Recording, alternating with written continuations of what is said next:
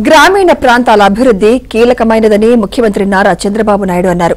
2014-19 మధ్య చేపట్టిన పలు కార్యక్రమాల ద్వారా నాడు గ్రామాల రూపురేఖలు మార్చితే గత ప్రభుత్వం వ్యవస్థలను నిర్వీర్యం చేసి గ్రామాలను సమస్యలకు కేంద్రాలుగా మార్చిందని సీఎం అన్నారు. మళ్లీ గ్రామాల్లో వెలుగు తెచ్చేందుకు మౌలిక వసతులు కల్పించేందుకు కృషి చేస్తామన్నారు.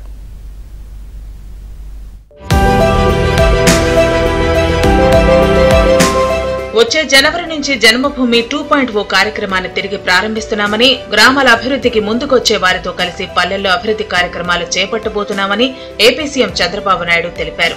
సచివాలయంలో పంచాయతీరాజ్, గ్రామీణాభివృద్ధి, పర్యావరణం, అటవీ శాఖలపై సీఎం సమీక్ష చేశారు. దీనికి డిప్యూటీ సీఎం పవన్ కళ్యాణ్ తో పాటు ఆయా శాఖల అధికారులు పాల్గొన్నారు.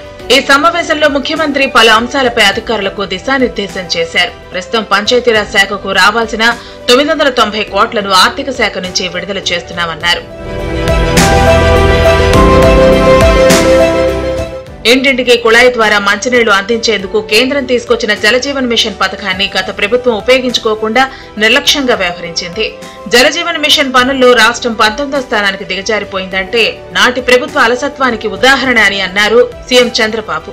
జలజీవన్ మిషన్ కోసం రాష్ట్ర వాటా కింద ఆర్థిక శాఖ నుంచి 500 కోట్లు వెంటనే విడుదల చేస్తామన్నారు. కేంద్రం ఇచ్చే నిధులను సద్వినియోగం చేసుకుని ఇంటింటికి తాగునీరు అందిస్తామన్నారు. అలాగే రాబోయే 5 సంవత్సరాల్లో 17,500 కిలోమీటర్ల మేర సిమెంట్ రోడ్ల నిర్మాణం, 10,000 కిలోమీటర్ల సీసీ డ్రైనేజీ కాలువల నిర్మాణం జరపాలన్నారు.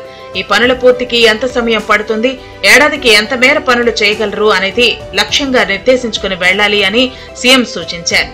నాటి తెలుగుదేశం ప్రభుత్వంలో రాష్ట్ర వ్యాప్తంగా 25 లక్షల ఎల్ఈడీ విద్యుత్ దీపాలు ఏర్పాటు చేస్తే తర్వాత వచ్చిన వైసీపీ ప్రభుత్వం వాటి నిర్వహణ కూడా చేపట్టకుండా వదిలేసిన వైనాన్ని అధికారులు వివరించారు. ఇప్పుడు గ్రామాల్లో 60% లైట్లు మాత్రమే వెలుగుతున్నాయని అధికారులు తెలిపారు. దీనికి సంబంధించి 482 కోట్లు చెల్లింపులు చేయాల్సి ఉందని, గత 5 ఏళ్లుగా ఆ నిధులు విడుదల చేయకపోవడం వల్ల కొత్త లైట్లు ఏర్పాటు, నిర్వహణ మూలన పడిందని అధికారులు వెల్లడించారు. అయితే దశల వారీగా ఈ చెల్లింపులు చేసేందుకు ఉన్న అవకాశాలను పరిశీలించి సమస్యను పరిష్కరించాలని సీఎం అధికారులను ఆదేశించారు.